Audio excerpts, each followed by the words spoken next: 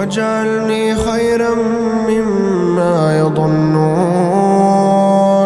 اللهم كن معي في بكاء الليل، ولا تجعلني من أصحاب الويل. يا رب فقد ضاقت الأسباب وأغلقت الأبواب،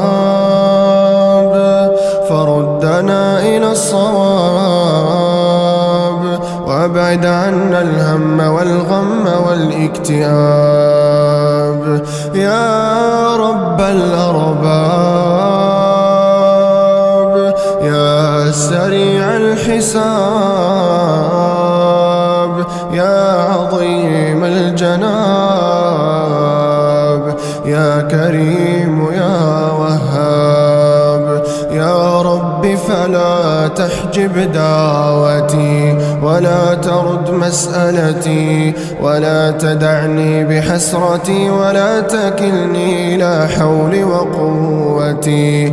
وارحم عجزي فقد ضاق صدري، وتاه فكري، وتحيرت في أمري، وأنت العالم سبحانك بسري وجهري، المالك لنفعي وضري، القادر على تفريج كربي وتيسير